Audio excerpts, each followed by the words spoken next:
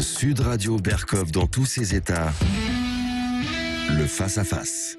Tout de suite, le face-à-face. André Berkov reçoit Laure Mandeville, grand reporter Figaro et auteur de Les Révoltés de l'Occident aux éditions de l'Observatoire. Bonjour Laure Mandeville. Bonjour.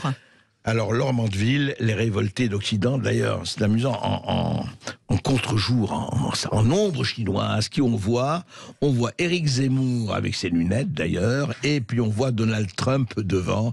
C'est intéressant, parce qu'on a l'impression qu'ils ont participé au même meeting. C'est pas le cas, mais en tout cas, on peut effectivement, et on doit faire le parallèle. Le parallèle existe. Laure Mandeville, alors, je rappelle que vous êtes grand reporter Figaro, on l'a dit, Antoine l'a dit, et puis vous avez dirigé les bureaux de Moscou pendant 3 ans, entre 1997 et 2000, je le rappelle, et de Washington pour le Figaro, entre 2008 et 2016. Et à part les bouquins que vous avez fait sur Trump, sur la reconquête russe, etc. Donc effectivement, vous êtes quand même bien placé pour parler de ce qui se passe en ce moment sur les révoltés d'Occident. Un livre vraiment que je vous recommande parce que il montre, et c'est très intéressant, il prend un peu de champ. Et ce parallélisme, notamment, on va parler évidemment de l'Europe, il n'y a pas que la France et les États-Unis, ce parallélisme assez étonnant quand même entre Trump et Éric Zemmour. Et surtout, moi je voudrais commencer par ça, Laure Mandeville. Comment vous expliquez que l'establishment, c'est en clair à laquelle, vous êtes dans un média mainstream, moi aussi, donc c'est pas une question de se désolariser ni de faire du corporatisme. Mais comment vous expliquez que l'establishment, que ce soit les politiques et les médiatiques, ont eu à l'égard de Trump comme de Zemmour pratiquement la même attitude? Je veux dire, et quand on regarde ça, c'est même très frappant par rapport à ce qui les relie, évidemment, comparaison n'est pas raison, l'Amérique n'est pas la France, mais à ce que ça a provoqué au début, et quand vous expliquez très bien en disant, mais Trump, c'est impossible qu'il soit ridicule, qu'il soit même nommé chez les Républicains, Zemmour, impossible qu'il fasse la politique. Oui, c'est vrai. Je pense que ce qui est intéressant, c'est que ces deux hommes viennent tous les deux, en fait, de l'élite. D'abord, c'est la première chose, le premier constat. Ce sont des gens qui connaissent, en fait, le système politique, économique et médiatique de l'intérieur. Puisque aussi bien Trump à New York, où il est plongé en permanence à la fois dans le bain médiatique qu'il utilise, en fait, pour ses affaires avec un art consommé, mais aussi dans ses relations avec l'élite politique new-yorkaise, mais aussi nationale, qui lui permet de négocier sa montée en puissance dans cette espèce de marée très compliquée de New York et de la politique et de l'immobilier, qui est un domaine juste un mot, Laure Mandeville, de ce point de vue, quand je l'ai rencontré, il m'a dit, mais je connais très bien les politiques, je les ai subventionnés. Exactement, c'est ce qu'il dit toujours. Mania. Ouais. Absolument, donc il connaît leurs travers, il connaît leurs ressorts, et il vient un moment où, pour des raisons sur lesquelles on peut revenir, il se désolidarise en fait de l'idéologie essentiellement et de l'approche politique et idéologique, intellectuelle. Même des républicains. Des élites, exactement. Élites, c'est ça. Des élites, et notamment des républicains qu'il estime être allés dans le mur avec le slogan du libre-échange, de l'ouverture totale, de la disparition des frontières, de l'absence de tout protectionnisme, de toute protection industrielle. Et c'est vrai qu'on a de l'autre côté, et vous avez un peuple qui, mu par une colère due au constat que la globalisation sous toutes ses formes, non seulement économique, mais culturelle et sociale, suscite en fait un vrai problème à l'intérieur, décide de faire appel à ce personnage, et il y a une sorte de jonction entre un homme qui sort de l'élite et qui accepte de prendre le parti de cette révolte. Et ce qui est intéressant, c'est Amérique des profondeurs, comme on peut dire. Oui, alors c'est ce qui est curieux, c'est que, si vous voulez, il est mu par l'idée que la nation c'est important, et donc il va porter en fait une sorte de patriotisme de la colère, je dirais. Et ce qui est intéressant, c'est qu'il y a un parallèle, à mon avis, tout à fait frappant avec Éric Zemmour, puisqu'Éric Zemmour aussi sort de l'élite. Alors évidemment, sa matrice politique et culturelle est infiniment différente de celle de Trump, qui est un personnage assez peu éduqué, qui a très peu lu, qui est un homme d'action, un homme du business, alors que Éric Zemmour, c'est un pur intellectuel, qui a une culture littéraire et historique, et il vit par l'histoire, la littérature, l'intellect et la politique. Et en fait, il connaît très très bien le milieu politique, il l'a couvert comme chroniqueur pendant des années. Et là aussi, il y a une sorte d'appel à un homme sorti de l'élite qui, lui aussi, décide de prendre le parti de cette espèce de nation en rébellion, en voulant, si vous voulez, relégitimer la notion d'approche nationale, la notion de France, de grande nation française, etc. Et donc, c'est vrai que ce qui est intéressant, c'est que ces deux hommes ont un patriotisme décomplexé. Ça m'a beaucoup frappé. C'est que, au fond, Trump, lui, ça lui vient de sa famille. Et si vous voulez, dans l'élite WASP new-yorkaise, on se moque de lui. On se moque de cette espèce de patriotisme décomplexé, de cet appel à la nation. Et chez Zemmour, c'est vrai qu'il est regardé de manière un peu éberluée par les élites parce qu'il a ce qu'il appelle ce patriotisme visséral, en fait. Alors, Laure Mandeville, justement, dans votre livre, c'est très intéressant, je voudrais que vous parliez de ça, vous avez suivi in vivo, comme on dit, des meetings de Trump et des meetings de Zemmour. Et vous parlez dans votre livre, c'est très intéressant, vous montrez quand même, encore une fois, la France n'est pas l'Amérique, on le sait, mais vous montrez une certaine ferveur, quelque chose qui se ressemble beaucoup. Tout à fait, c'est vrai. Je pense en fait, je pense d'abord c'est l'aspect cathartique des deux personnages, c'est-à-dire qu'en fait ils interviennent dans un contexte intellectuel et politique et idéologique qui a été tellement verrouillé par l'élite, où il y a eu des interdits quasi absolus d'une manière différente sur des pans entiers de la description de la réalité. Qui font que tout d'un coup le surgissement de personnages qui osent mettre des mots sur cette partie du réel qui n'est pas dite. Les mots sur les mots MAUX, quoi. Voilà, les mots, et vous avez raison, les mots MOTS sur les mots MAUX provoquent une sorte de jonction, et donc ce qui revient dans les meetings de Trump, dans l'Ohio, en Pennsylvanie, dans l'Iowa, etc., c'est il dit ce que nous pensons, il pense comme nous, il est nous. Et c'est vrai que chez Zemmour, c'est un peu la même chose. C'était très frappant de voir, dans les gens que j'ai interrogés, l'idée que depuis des années, Éric Zemmour était rentré en conversation avec une partie du peuple français, par ses livres et par la télévision, et notamment dans la dernière période, je pense que ça s'est vraiment accéléré avec le phénomène CNews, c'est-à-dire qu'il avait une partie des Français qui attendait de savoir le regard qu'il posait sur le réel pour faire leur avis, et une espèce d'engouement et de volonté à travers lui, de se restituer un certain nombre d'idées, de se créer une vision du monde. Et donc, vraiment, j'ai trouvé ça très, très intéressant, cet aspect cathartique qui est décrit dans le livre par notamment un professeur, vous avez vu, qui prend la tête, en fait, des enseignants avec Zemmour, et qui décrit, en fait, comment, lui, un homme de gauche qui venait de Savoie, qui était un jeune professeur, et qui tout d'un coup se retrouve plongé, en fait, dans la réalité de la grande banlieue parisienne, et a un choc, parce qu'il découvre, il a des classes, d'ailleurs, pratiquement entièrement d'enfants issus de l'immigration, avec lesquels il s'entend très bien, mais il voit en même temps monter un véritable problème, des problèmes évidemment, d'éculturation, de langue, etc. De violence, etc. Ça, et il voit qu'il a le sentiment que Zemmour est celui qui comprend le mieux, en fait, la manière d'y remédier. Ce qui est intéressant, c'est ça, en deux mots, ce que vous dites, et que j'avais moi aussi constaté, c'est qu'en fait, Trump s'est mis à reparler de l'Amérique aux Américains et Zemmour de la France aux Français. C'est ça, exactement.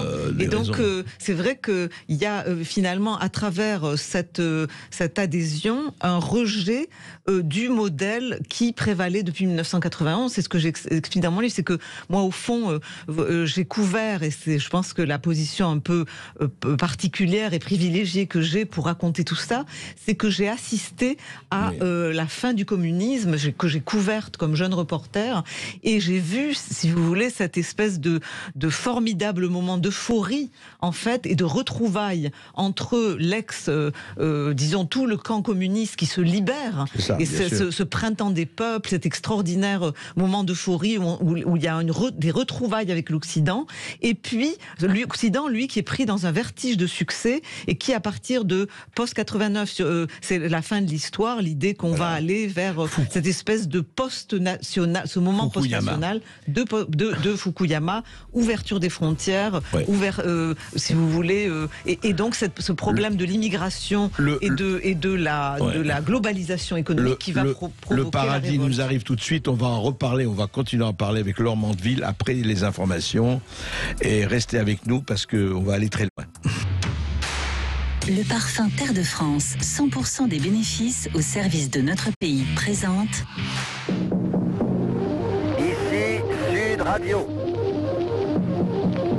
Les Français parlent au français. Je n'aime pas la blanquette de veau. Je n'aime pas la blanquette de veau. Sud Radio Berkov dans tous ses états. Et nous sommes toujours Radio Londres, Sud Radio bien sûr. Et nous parlons avec Laure Mandeville de son livre remarquable, très intéressant, vraiment plein d'enseignements sur les révoltés d'Occident. Qui sont-ils? C'est Trump, c'est Zemmour et beaucoup d'autres. Matteo Salvini, enfin on pourrait en citer d'un. Et on va aller au-delà des divisions du populisme ou pas. Moi, la question, alors, que je voulais demander, est-ce qu'il n'y a pas une responsabilité? Vous avez parlé de Trump, de Zemmour, on a parlé du retour du refoulé, des mots MOTS sur les mots MAUX, mais cette espèce de, quand même, qui a été très frappant, qu'on a vu aux États-Unis, qu'on a vu en France et ailleurs, ce mépris des élites envers les gens qu'ils connaissent, puisque, comme vous dites, ils sont du système, ce ne sont pas des gens qui sont sortis de la planète Mars, mais qui en même temps sont traités, et surtout leurs électeurs. Vous avez vu, ce matin, par exemple, je le dis, j'en ai parlé à l'émission, Mourad Boudjelal, qui crée tous les électeurs de Marine Le Pen de racistes parce qu'il croit à la génétique, c'est-à-dire qu'il les a carrément traités, de mépris génétique par rapport aux Arabes, aux Noirs, enfin est-ce que cette espèce de mépris des élites, y compris ces élites sportives ou autres, ça renvoie à quoi? C'est-à-dire que c'est de l'aveuglement, on ne voit pas, on n'intéresse pas, c'est nous le camp du bien, nous on sait ce qui est bon pour vous, et vous la fermez. C'est quoi Je crois en fait ce que vous avez vu? Oui, moi en fait je pense qu'il y a, on est rentré, c'est vrai que dans ce déni des élites, il y a plusieurs choses. C'est érigé, comme vous le dites, comme une sorte de grande muraille qui va arrêter ce qui selon eux est une sorte de forme d'arrivée du fascisme, et donc ça a été la même chose pour Trump. Il y a eu vraiment une sorte de disqualification qui a été martelée pendant sa campagne et puis pendant toute sa présidence sur le thème il s'agit de racisme, de fascisme, d'une variante d'Hitler, etc. Et donc qui nie les problèmes qui se posent, et donc en réalité va crisper et radicaliser les positions. On rentre dans une forme de bataille religieuse, d'excommunication. Et ce que disent certains politologues américains, que je cite, et qui à mon avis sont au cœur du sujet, c'est que en fait derrière ça il y a une peur. En fait, c'est une partie des élites, c'est un aveuglement, et chez d'autres c'est une peur d'eux-mêmes. C'est-à-dire qu'il y a une telle culpabilité pour le passé. Chez les Américains, c'est le passé de l'esclavage, des droits civiques, repentance, etc. Culpabilisation, tout etc. À fait. Et chez en Europe, la peur de la Seconde Guerre mondiale, de ce qui s'est passé pendant la collaboration en France, etc. Et je pense cette culpabilité qui est légitime pour le passé, mais qui hante et en fait projette sur l'avenir quelque chose qui n'est pas en fait le passé. Et c'est ça qui est le problème. problème, c'est que... Mais il ne voit pas, pardon, Laurent Mandeville, vous les connaissez, vous les côtoyez, il ne voit pas que l'islamisme radical a aussi quelque chose d'extrême droite et de fasciste. Enfin, absolument, c'est ça le problème, c'est-à-dire que ça a été bien expliqué, notamment par Alain Finkielkraut, sur la question on projette en fait la question des Juifs pendant l'Holocauste sur ce qu'il pourrait arriver aux musulmans. Donc, c'est-à-dire, et en fait, du coup, qui revient à une paralysie parce qu'on ne voit pas le problème que pose l'islamisme aujourd'hui. Et donc, c'est vrai que, du coup, il n'y a plus d'échappatoire, puisqu'on ne peut pas regarder les problèmes qui se posent, on est finalement coincé. Et c'est vous donnez des témoignages dans votre livre, d'ailleurs, là-dessus, des gens que vous avez rencontrés, un peu partout. Tout à fait, qui n'ont rien de fasciste, et qui racontent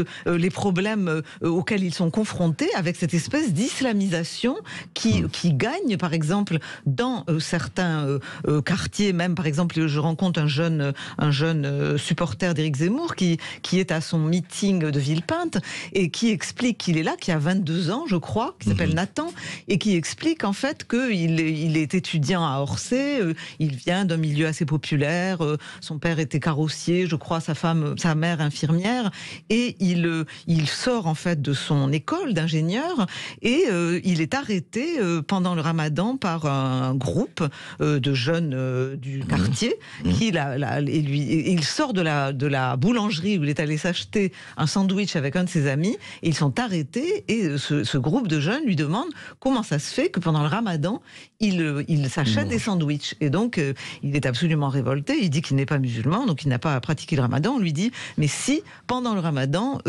même les non-croyants doivent faire 10 jours de jeûne et donc il est révolté, il dit mais qu'est-ce que c'est que ça, on n'est pas sous le régime de la charia, etc. Et donc on voit bien que à partir tous ces détails qui ne sont pas des détails, mais qui sont des changements, en tout cas une pression communautariste qui peu à peu gagne et qui amène cette angoisse culturelle française qui ne veut pas disparaître en tant que civilisation laïque, d'origine chrétienne, universaliste, lumière, etc. Mais Laure, est-ce que ce n'est pas ça, justement, pour revenir au sujet des élites, comme les élites ne sont jamais confrontées, comme ce jeune homme, à le fait qu'ils ont mangé des sandwichs, parce qu'ils ne vont pas manger des sandwichs, ils vont dans un restaurant protégé. Est-ce qu'on ne revient pas au fait qu'au fond, que ce soit en France comme aux États-Unis ou ailleurs, enfin, encore une fois, toute ressemblance mise à part, mais est-ce qu'il n'y a pas ce fait que, mais de quoi vous parlez, ça n'existe pas, ces problèmes ? Tout à fait.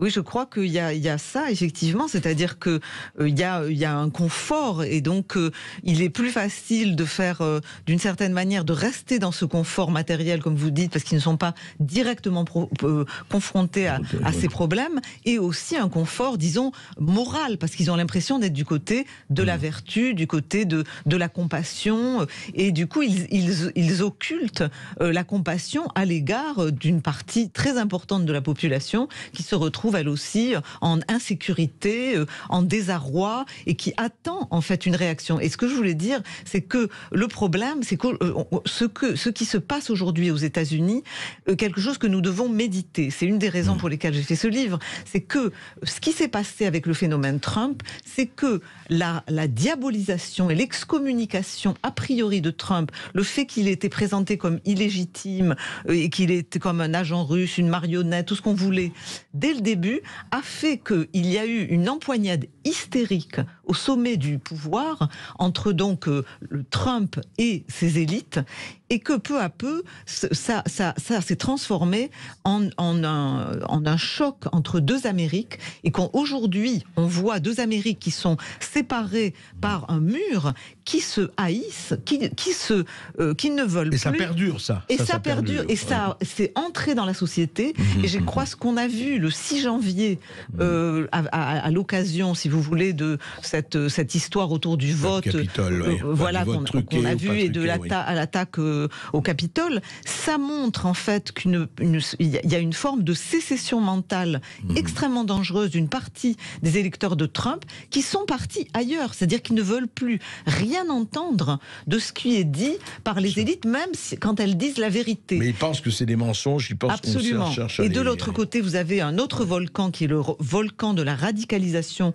d'une partie de la gauche qui est devenue religieuse sous le terme de wokisme et qui veut faire une sorte de culture de l'annulation et qui veut mener une sorte de révolution culturelle où il ne doit plus rien rester de toutes les figures qui sont pourtant les fondements en fait de l'Amérique. Où on veut détruire les pères de les founding fathers jusqu'à Lincoln, jusqu'à même des figures noires aussi, parce que il faut faire table rase et donc on se retrouve, si vous voulez, là aussi dans une crispation de nature religieuse extrêmement dangereuse. Et moi, je suis très inquiète de ce qui se passe aux États-Unis parce qu'on voit finalement Joe Biden très affaibli, qui flotte au-dessus de ces deux volcans et qui n'a pas totalement prise, disons, et on se demande comment vont se négocier les prochaines élections où les deux camps ne sont même pas d'accord sur les règles du jeu électoral, et ça quand même c'est la base de la démocratie, donc c'est très inquiétant. C'est très inquiétant. Et on ne veut pas que ça se passe ici. Voilà, et on va en parler tout de suite après cette petite pause, de savoir si ça peut se passer ici, et si on peut l'éviter et comment. Et appelez-nous, chers auditeurs, au 0826 300 300 si vous voulez poser une question à Laure Mandeville. On le rappelle, grand reporter au Figaro et auteur du livre Les Révoltés de l'Occident aux éditions de l'Observatoire. À tout de suite. Le parfum Terre de France, 100% des bénéfices au service de notre pays, présente. Ici Sud Radio. Les Français parlent au français. Les carottes sont cuites. Les carottes sont cuites. Sud Radio Berkov dans tous ses états. Et je ne suis pas seul, Laure Mandeville est aussi dans tous ses états après qu'elle ait parcouru la Russie, l'Amérique et l'Europe. Je ne vous dis pas dans quel état elle est revenue, mais enfin elle a fait un bon livre, donc ça compense.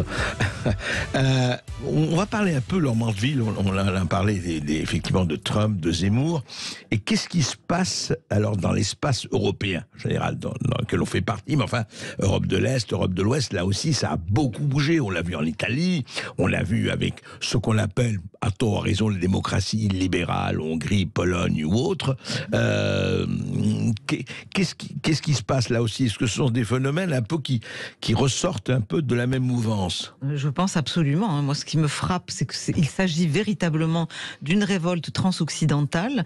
Et je parle dans mon livre, je consacre un chapitre à ce que j'appelle la matrioshka de la révolte européenne. C'est-à-dire une matrioshka, vous savez, ces poupées russes qui s'emboîtent les unes dans les autres. Et ce qui m'a beaucoup frappé au fil de mes pérégrinations, de mes voyages à travers l'Europe, c'est que, au fond, il y avait cette remise en cause de la capacité des élites à gérer les problèmes qui se posent, par exemple, la ville de Laval, où je rencontre une jeune Française qui est serveuse dans un restaurant et qui vote donc à l'extrême droite et qui dit mais en fait on fait ça parce que nous avons le sentiment que on doit se substituer à nos élites qui ne voient plus les problèmes majeurs existentiels, donc on doit rentrer et dans le champ politique. Et donc elle vous l'a dit comme ça. Elle me l'a dit très très clairement. Et elle était furieuse qu'on lui dise oui, mais à Laval il n'y a pas d'immigration et donc pourquoi est-ce qu'on vote très à droite à Laval, certains votent très à droite alors qu'ils n'ont jamais vu un immigré, qu'il n'y a pas de problème d'islam. Elle disait premièrement c'est faux, il y a des mosquées salafistes à Laval, il y a des problèmes, des tensions communautaires, etc. Et puis moi en tant que citoyenne j'ai le droit de penser, de réagir sur la décapitation de Samuel Paty, sur ce qui s'est passé avec le père à Saint-Étienne du Hamel, décapité à Saint-Étienne-du-Rouvray, etc., etc. Et donc voilà, cette idée qu'il faut rentrer dans le champ politique pour se substituer à des élites défaillantes. Et c'est vrai que j'ai trouvé ça très frappant que, par exemple, en Allemagne de l'Est, où je me suis promenée aussi en 2017, j'avais été donc sur les terres où l'AfD avait monté, et j'avais senti là aussi une inquiétude, l'idée que finalement, voilà, nous, l'Allemagne de l'Est, on a pendant des années fait confiance à Berlin et on a finalement, on leur a laissé prendre la direction des opérations et on s'aperçoit qu'il y a de gros problèmes et donc on veut être partie prenante. Nous n'avons plus confiance. Et puis, dans cette matrioshka, l'Europe centrale qui se rébelle, elle, contre le niveau supérieur qui est le niveau européen, bruxellois. Union européenne. Union européenne, exactement. Et l'idée que finalement, il faut remettre en cause certaines des orientations de l'Union européenne pour revenir pour certains sujets au cadre national. Et donc cette espèce de bras de fer, par exemple, nous ne voulons pas du credo multiculturaliste qui est en cours, nous la Hongrie, nous la Pologne, etc. Autant de débats qui me paraissent légitimes, mais qui ont été perçu, si vous voulez, comme une sorte de déclaration de guerre à l'Europe. Et je pense que, pour ma part, on est rentré dans une sorte d'absolutisation très néfaste et très dangereuse de la discussion de tous les sujets. Et il me semble que d'un côté comme de l'autre, d'ailleurs, il faut revenir à un débat contradictoire. Il y a des sujets sur l'Europe où il faut peut-être redonner à la nation ses lettres de créance et le gouvernail. D'autres où il faut renforcer le niveau européen parce que c'est plus important, par exemple, si on veut construire une industrie de défense, etc. Enfin, en tout cas, ce sont des sujets légitimes qui doivent être dans le débat public. Et vous dites qu'aujourd'hui, c'est la guerre de religion qui a remplacé la politique, quoi, quelque part. Exactement. Vous savez, il y a un gouverneur de Pennsylvanie qui a dit on est comme les sunnites et les chiites. Et je crois qu'en France aussi, dans cet affrontement des fronts, d'un côté le front républicain, de l'autre le front anti-Macron, je retrouve des éléments religieux qui me paraissent très inquiétants, parce que d'un côté, c'est vrai qu'il y a une haine du président que je trouve préoccupante, c'est-à-dire qu'on peut être en désaccord avec lui, le critiquer, etc., sans avoir cette espèce de tentation régicide qu'il, je pense, il ne mérite pas. Et d'autre part, vous avez... c'est inscrit dans l'histoire de France. Absolument, mais je crois qu'il faut nous en garder. Et de l'autre côté, un front républicain, comme vous l'avez très bien dit, qui caricature absolument et fascise en fait l'autre camp et qui me paraît également tout à fait contre-productif. Et je voudrais citer Alexandre Solzhenitsyn, qui est souvent de bons conseils et qui a longuement médité en fait la question de la guerre civile et de ce qui se passait au moment de la révolution bolchevique, et qui dit que c'est cette espèce de nihilisme et de radicalisation des esprits qui a mené à la guerre civile en Russie et à la catastrophe. Et il faut que nous comprenions que la démocratie, je crois que les gens le sentent en fait inconsciemment, est très fragile. La vérité est très fragile. Et donc nous devons les préserver et nous auto-limiter dans nos combats politiques. Oui, mais Laure Van Mandeville, moi je dirais très franchement que comme on disait, messieurs les Anglais tiraient les premiers, je pense qu'il appartient aux élites qui ont quand même, il ne s'agit pas encore une fois, ni de les diaboliser, ni rien, c'est pas le problème. Il faut des élites de toute façon. Mais c'est à elles de faire le premier pas de pédagogie et d'explication, qu'elles ne font pas, puisqu'elles sont tout de suite dans la diabolisation et l'amalgame qu'elles reprochent aux autres. Oui. Et c'est à elles quand même, parce qu'elles sont justement dans l'éducation et dans un certain confort, de sortir de leur zone de confort, justement. Oui, je pense que vous avez raison. C'est vrai qu'il y a des chiffres qui interpellent. Quand on voit dans un passionnant sondage qui était sorti en septembre, juste avant le moment du lancement de la campagne, les résultats sur l'état d'esprit des Français, par exemple, vis-à-vis des institutions que représentent les élites, par exemple la presse, 24% de confiance dans la presse aujourd'hui en France, 16% dans les partis.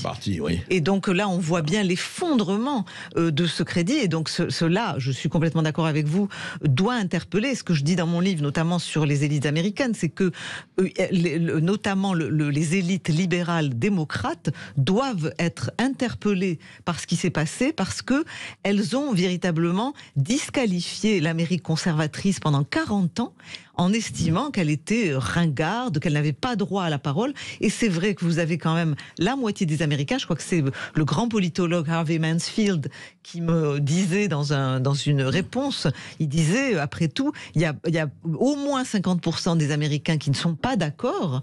auxquels on ne donnait plus droit de cite. Mais c'est très intéressant ce que vous me dites, parce que ça rappelle exactement les gens qui vitupéraient les beaufs, les Dupont-Lajoie, la fameuse France périphérique de Guy Louis, mais au-delà, mais disons laisser Plouc, ces gens qui comprennent rien, qui comprennent aussi 50 à 60% de la population française, qu'on traitait comme des espèces de crétins qui n'avaient qu'à suivre. Et c'est vrai que vous dites à la fin, moi j'ai peur d'un danger de guerre civile.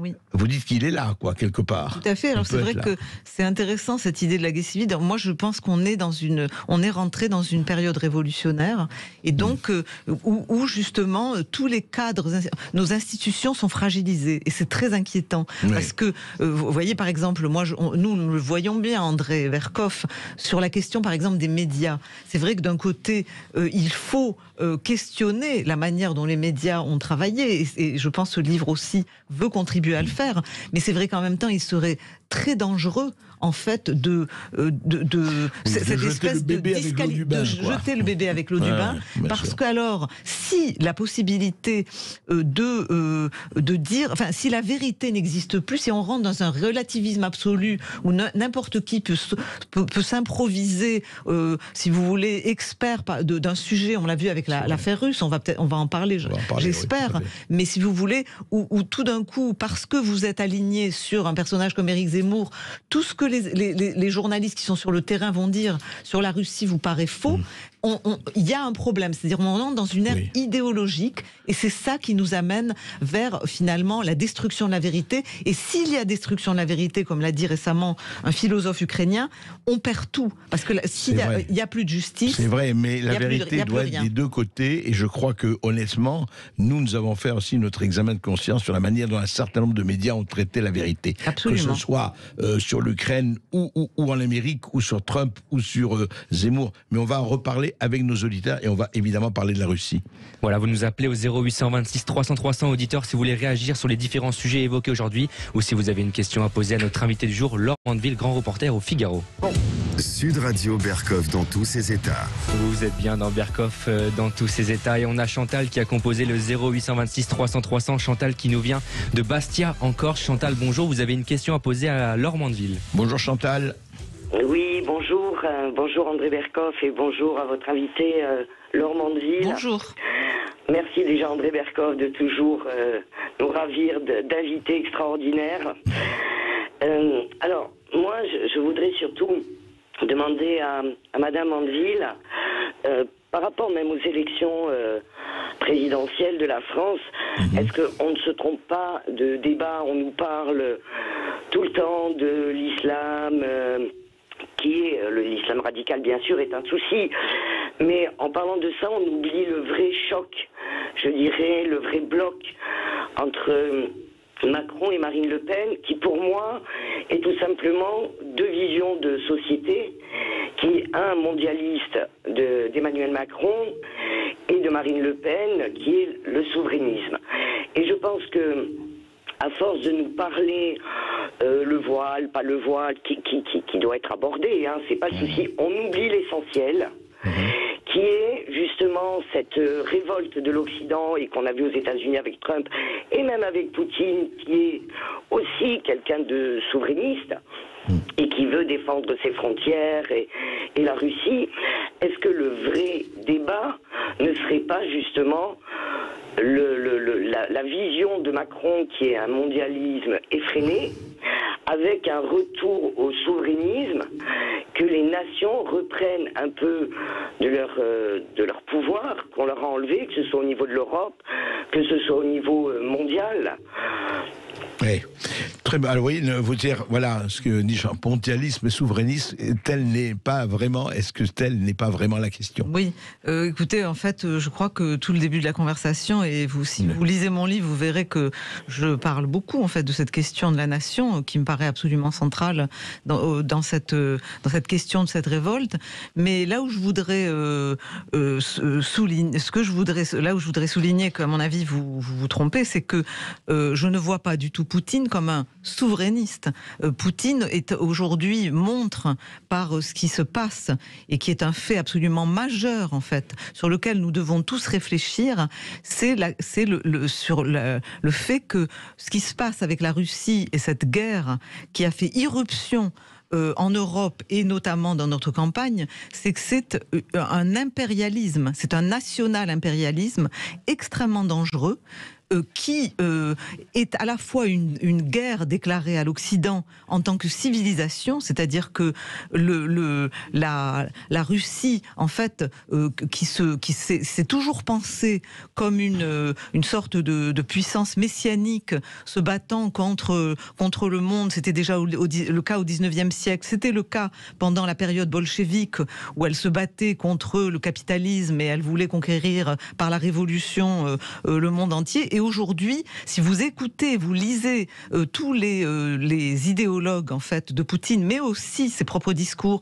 et ceux de ses proches, comme l'ancien président Dimitri Medvedev, vous verrez en fait qu'il théorise cette reconstitution de l'Empire et qui laisse, disons, assez peu de place, disons, aux nations, en tout cas à celles qui l'entourent, et qui fait peser, à mon avis, une menace sur l'Europe tout entière. Donc je pense qu'en fait, oui, bien sûr, que ce qui se passe en Occident, il y a une volonté de retour à la nation et qui est totalement légitime. Là, vous avez raison, madame. Et c'est vrai que la mondialisation heureuse n'est pas une réalité. Il y a eu énormément de casse. On a finalement, par la mondialisation, créé la puissance de la Chine, qui est en train de nous revenir en boomerang dans la figure. Mais il ne faut pas aussi, si vous voulez, aller à l'excès inverse et aujourd'hui nier la nécessité d'une solidarité européenne et une solidarité de l'Occident, de nos liens avec les États-Unis. Je sais bien qu'en fait, il y a beaucoup de gens qui sont anti-américains et qui... En tout cas, anti-Biden. Voilà, ou anti-Biden, mais il ne faut pas oublier que les États-Unis ont protégé en fait l'Europe pendant des décennies et qu'aujourd'hui, s'il n'y avait pas l'OTAN, nous serions dans une véritable danger face à la Russie. Il ne faut pas penser parce que Poutine est un protecteur des nations européennes. Je pense que c'est une erreur. Aujourd'hui, si vous voulez, je crois que ça a été cru par notamment l'extrême droite européenne parce qu'ils ont vu en lui comme un rempart du conservatisme, de la chrétienté et de l'islamisme, et un rempart de l'ordre, une sorte d'homme fort qui remet de l'ordre. Mais sur tous ces points, il y a en fait une faiblesse de connaissance au sein de la droite, justement, notamment de l'extrême droite européenne, qui croit en fait tout ça. Mais si vous voulez, moi qui connais la Russie de l'intérieur depuis 30 ans, que je l'étudie, je peux vous dire que ce qui se passe en Russie, c'est l'anomie, c'est le culte de la force, et c'est en fait l'impérialisme comme mode de fonctionnement. C'est extrêmement dangereux. Alors, oui, mais justement, si je peux me permettre. Oui, allez-y, Chantal. Si je peux me permettre. Bien sûr. Ne pensez-vous pas que, justement, la France et l'Allemagne, qui auraient dû peser par rapport aux accords de Minsk, par exemple, arriver à ce que cette guerre ne soit pas là. Je veux dire, pendant 8 ans, l'Allemagne et la France, qui avaient été garants de ces accords, n'ont rien fait. Donc, en même temps, si on pense que Poutine est un danger, il fallait justement anticiper. Bien sûr, mais madame, qu'on puisse dire. Oui, écoutez, honnêtement, d'abord, moi, si vous voulez, ce que je pense, je vous renvoie à la lecture d'un article que j'ai écrit la semaine dernière dans le Figaro sur l'idéologie de Poutine et qui me paraît absolument fondamental pour comprendre ce qui est vraiment à l'œuvre. Je ne pense pas que le danger de Poutine vient du fait de l'expansion de l'OTAN. Je pense qu'il y a depuis le début chez Poutine, qui est un tchéquiste, qui est un homme de la revanche, qui est en fait dans la continuité de la période soviétique, dès le début, une volonté de se poser en rassembleur de l'Empire. Vous savez qu'il rencontre, par exemple, le président polonais en 2002, et il lui dit qu'en fait, ces modèles, c'est Pierre le Grand, c'est Catherine II, mais c'est aussi Joseph Staline. Il lui dit, je veux rétablir la grandeur de l'Empire russe. Texto. Et si vous voulez, tout son comportement à partir de 2004, quand il voit que l'Ukraine décide de se tourner vers l'Occident pour des raisons culturel. Elle ne veut pas du tout aller dans l'OTAN, mais elle veut s'affranchir sur le plan idéologique. Elle veut devenir un pays démocratique. Et il considère que c'est quelque chose d'inacceptable, parce qu'à la fois, il veut préserver son propre pouvoir, qui est un pouvoir autoritaire et dictatorial, et il veut reconstituer l'Empire. Donc, en fait, l'OTAN, si vous voulez, la préoccupation de sécurité, elle est peut-être en partie présente, mais c'est plus une préoccupation de domination en Russie. Juste là-dessus, enfin, il faut dire, nous, moi, je suis assez en désaccord là-dessus. Je sais. Alors, je suis tout à fait en accord sur un certain nombre de points. Non, moi, je crois que Laure le Mandeville, mais l'avenir nous départagera, et j'espère dans un bon sens, parce qu'il faut évidemment que cette guerre s'arrête, c'est clair. Moi, je crois que c'est plus compliqué que ça. D'abord, l'Ukraine avec la Russie, c'est des rapports historiques beaucoup plus compliqués que ça. L'Ukraine n'est pas la nation comme la Pologne, etc. Je veux dire, l'Ukraine et la Russie ont des relations historiques qui ne sont pas du tout, oui, mais millénaires, qu'il faut quand même pas oublier. Bon. Oui. Deuxièmement, et surtout, moi je vous dirais, parce que le vrai problème, il veut peut-être, moi je ne sais pas si Poutine veut reconquérir l'Europe comme disent certains, mais encore une fois, je reviens à ça, et ça de ce point de vue, et je comprends, vous gardez l'équilibre entre l'élite et les autres, et Dieu sait si les peuples peuvent se tromper. Mais le problème, Laure, c'est que à un moment donné, franchement, et vous le savez très bien, on en a parlé hier, on s'était rencontrés, vous savez très bien qu'à un moment donné, quand la Russie s'est effondrée, l'URSS s'est effondrée, vous étiez une observatrice, vous étiez présente sur le terrain. Absolument. Il y avait des choses que l'Occident aurait pu faire, qu'il n'a pas fait. Alors vous allez me dire, il ne peut pas tout faire, mais quand même. Et puis deuxièmement, moi ce qui me frappe aujourd'hui, alors à supposer que vous avez raison, je ne suis pas du tout poutinien, et c'est évidemment que la Russie est une autocratie, c'est le moins que l'on puisse dire. Mais moi ce qui me frappe, vous savez, ce que j'ai parlé avant votre arrivée dans l'émission, c'est que regardez, quand l'Allemagne aujourd'hui dit, moi il est hors de question que j'arrête de mes importations de gaz russe parce que c'est vital. Quand vous avez au sein de l'Europe, et il est là le problème, est-ce qu'on va faire la guerre jusqu'au bout ou pas? Non, mais il faut savoir.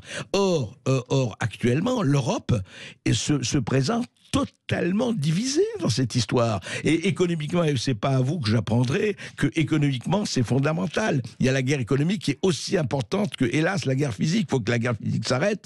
Mais qu'est-ce qu'on fait? Or, nous sommes là avec nos talons d'Achille. L'Europe a montré son talon d'Achille. Regardez ce qui se passe en ce moment.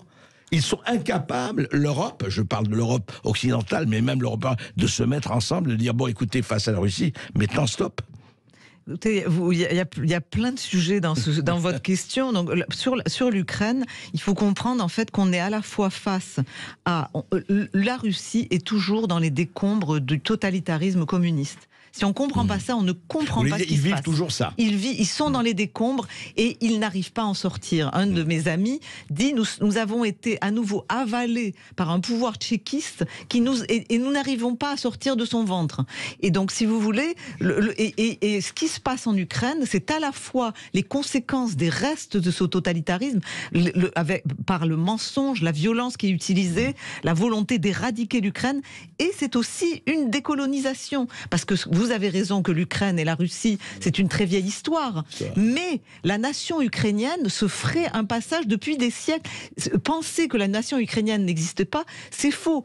Au moment de la Révolution, vous avez 3 ans pendant lesquels l'Ukraine existe en 1917. Elle est conquise après par les bolcheviks. Après, elle elle n'existait pas. Il y a eu des... Si vous voulez, elle a fait son chemin. Oui, mais ça, si vous voulez, cette nation ukrainienne, nier qu'il y a une nation ukrainienne qui est en marche, à mon avis, c'est complètement être aveuglé par l'histoire. Ce qui s'est passé dans les années 30, vous avez eu une tentative, après ce que les bolcheviks aient soumis l'Ukraine, ils ont déporté toute l'intelligentsia ukrainienne, qui était quelque chose de très important. Ils l'ont fait en Russie aussi. Mais il y avait une volonté délibérée d'écraser, en fait, ce sentiment national ukrainien. Vous avez eu la famine organisée par Staline en 1929, qui a ravagé la paysannerie ukrainienne. Il y a plein d'éléments. Et depuis 1991, l'Ukraine est en marche pour se constituer en tant qu'État-nation. Et elle va y arriver, parce qu'ils sortiront vainqueurs de ce qui se passe. Donc ça, c'est la première chose. La deuxième chose, c'est que Poutine, en fait, je ne sais plus très bien ce que vous disiez. Vous disiez, en fait, sur Poutine, je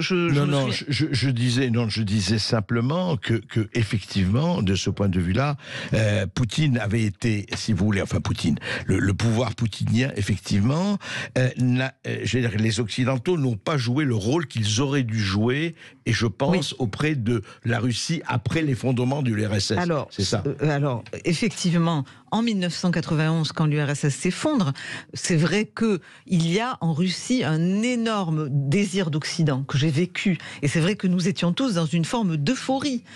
Quand vous avez eu cette explosion de liberté, qui avait commencé d'ailleurs avant, justement, on a fait sortir la vérité, les archives ont commencé à s'ouvrir, etc. Et c'est vrai que l'Occident, dans ce moment historique, a été un peu incapable de prendre la mesure de ce qu'il fallait faire et de ce qui se passait. Sur le plan, si vous voulez, je dirais émotionnel, ils n'ont peut-être pas fait le grand discours d'accueil de la Russie. Qui aurait pu se transformer en action politique, c'est ça. Tout à fait. Mais il faut reconnaître aussi, moi je vous assure, j'ai suivi de très près ce qui se passait.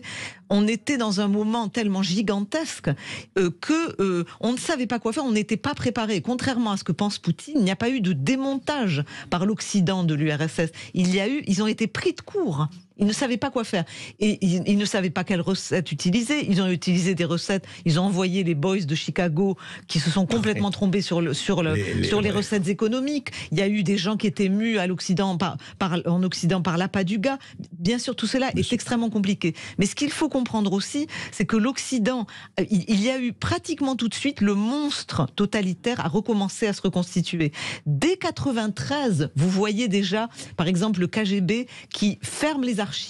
Et fermer les archives, ça voulait dire on ne peut pas faire de procès du communisme. Il n'y a pas eu comme il y a eu pour le nazisme et le fascisme. Et si vous réfléchissez, vous vous rendez compte qu'en fait, sans procès du communisme, vous avez en fait un homme qui est c'est un peu comme si un homme de la Gestapo, 10 ans après la fin de la Seconde Guerre mondiale, était arrivé à la tête de l'Allemagne, qui n'aurait pas été dénazifié et qui aurait pris les commandes avec une équipe de gens qui étaient issus de la police politique. C'est vrai. Enfin, et donc je dirais que c'est pas tout à fait la même chose. Écoutez, en tout cas, vous savez que le KGB était une organisation éminemment criminelle. Alors mais ça c'est clair. On va en parler. Je sais que on pourrait prendre 3 heures avec ça. On va en parler après une petite pause. On se retrouve après. Et vous nous appelez. Oui, voilà, on continue avec vous, auditeurs, au 0826 300 300 pour réagir sur toutes ces discussions. À tout de suite. Sud Radio Berkov dans tous ses états. Et on continue nos discussions avec vous, les auditeurs. Et on a Alain du GF qui nous a appelé. Alain, bonjour Alain. Bonjour Alain. Bonjour. On vous écoute Alain. Alors tout d'abord, un grand merci à M. Berkov pour ses prises de position et sa neutralité. Et bonjour à son invité. Je voulais modestement revenir sur la France et ne pas forcément parler de la Russie. Alors pourquoi les révoltés, puisqu'on en parlait au début, pourquoi une défiance envers les élites?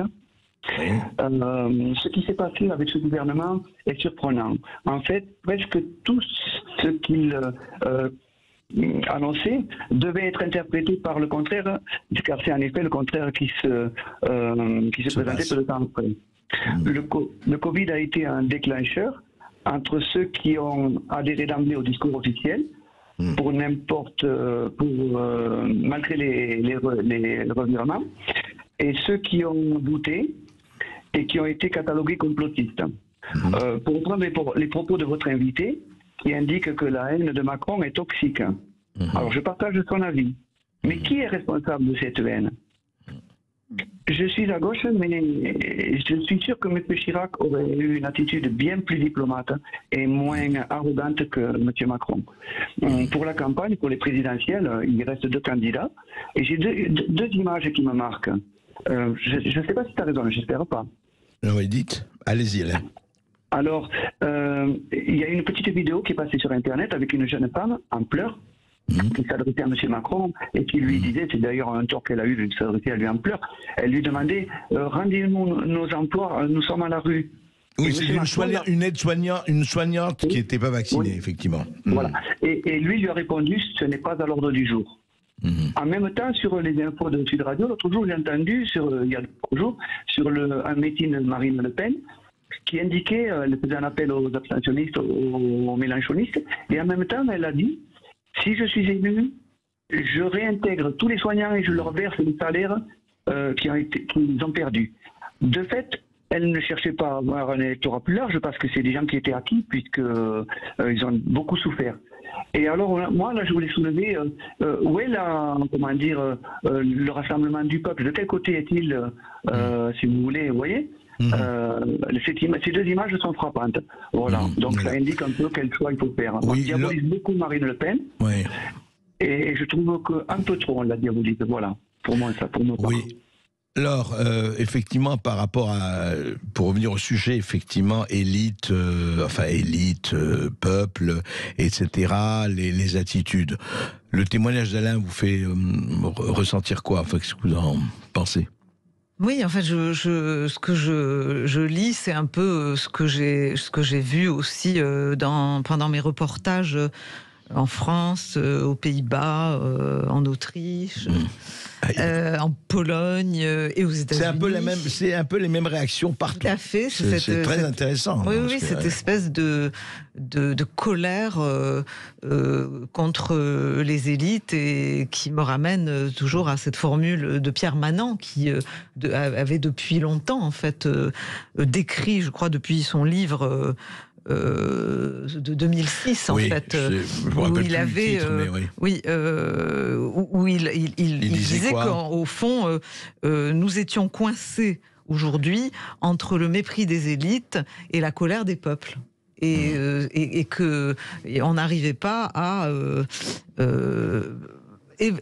qu'il n'y avait pas de réponse politique qui était apportée au problème. Et on en revient à l'idée que ce qu'on disait tout à l'heure, c'est que on est dans une ambiance maintenant révolutionnaire de clash. Donc monsieur dit, lui, il est d'accord pour dire que la haine est toxique aussi, mais il dit mais qui l'a provoqué? Donc si vous voulez, on en revient à l'idée de voilà qui est responsable. Et moi, ce dont j'ai peur, c'est pour ça que j'interpelle en fait, j'essaie d'interpeller la France en ayant vu le désastre de ce face-à-face, de ce ping-pong hystérique américain sur le fait qu'il faut des deux côtés essayer d'aller vers la recherche de solutions. Sortir par le haut, absolument. Et c'est d'ailleurs le but des conférences Tocqueville que j'ai créées, des conversations de Tocqueville que j'ai créées en rentrant de Washington. Quand j'ai vu le phénomène Trump, je me suis dit ce phénomène va durer, il traverse tout l'Occident.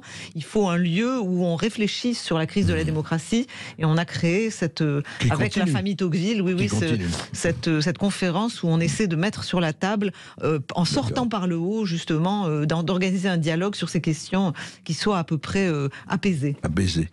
Autre auditeur. Oui, on remercie Alain Dugers qui nous a appelé au 0826 300 300, et on a aussi également Luc du Val-de-Marne qui souhaitait réagir aux propos de Mourad Boudjelal. On en a parlé en début d'émission. Oui. Bonjour Luc, bonjour on vous Luc. écoute. Bonjour André Berkoff, bonjour à votre invité, bonjour madame. Bonjour. Je voudrais effectivement nous ramener sur le côté français. Vous parlez d'une démocratie, madame, fragile. Moi je trouve que la démocratie n'existe pas tellement dans notre pays. C'est une démocratie de façade. J'ai pas de haine contre les élites, je peux les trouver incompétentes et autres, mais c'est pas de la haine. Si je m'élève contre M. Macron, comme peuvent le faire d'autres, c'est parce que je ne suis pas d'accord avec sa vision mondialiste de notre futur. Voilà, et même si j'ai dépassé la soixantaine, c'est quelque chose qui m'intéresse. Je voulais vous dire la chose suivante. Quand vous entendez M.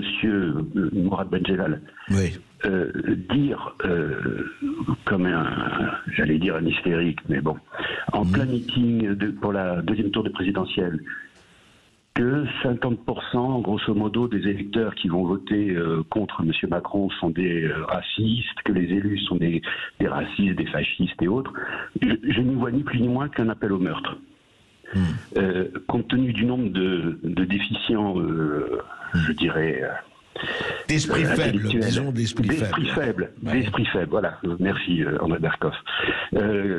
Qui évolue ici ou là. Je trouve que on est extrêmement clément avec M. Boudjelal. Et moi, je pousse les gens de la droite souverainiste à le boycotter, à appeler les partis à déposer plainte contre lui. Vraiment. Je vais vous dire quelque chose. Quand vous entendez M. Anas Kazib du NPA, qui appelle ses militants à s'organiser militairement face au fascisme. Je trouve que ça devient la démocratie n'existe plus. Je finis là-dessus parce que je sais que vous êtes pris par le temps. Je souhaite me présenter aux législatives pour un parti pour lequel j'ai milité, pour lequel j'ai tracté, et pour ne rien vous cacher, c'était le sujet du début de l'émission. Oui, très bien. Avec Madame Mandon. Je ne vais pas le faire. La mort dans l'âme. Je vais annoncer ça à mes, je dirais, co-militants. Vous voulez pas le faire? Oui. Je ne peux pas le faire. Pourquoi? Pourquoi? Parce que l'endroit où je vais me présenter, je suis assez connu. Sinon, je ne me présenterai pas. J'y ai de la famille. J'y ai une entreprise. Mon entreprise. Vous pensez qu'il peut y avoir des sanctions, des réactions fortes? J'ai déjà eu des réactions. Je dirais assez forte et violente, c'est ça? Pas forte et violente, mais bon, qui laisse supposer que ça va pas se passer comme ça. Laure Mandeville, je voudrais juste finir là-dessus. On a 30 secondes, mais simplement, moi, ce que j'entends là, c'est vrai, et vous en parliez, c'est que voilà, l'hystérisation et on voit, regardez ces deux témoignages quand même, c'est vrai, Mourad Boudjelal et autres, quand même, il y a un problème.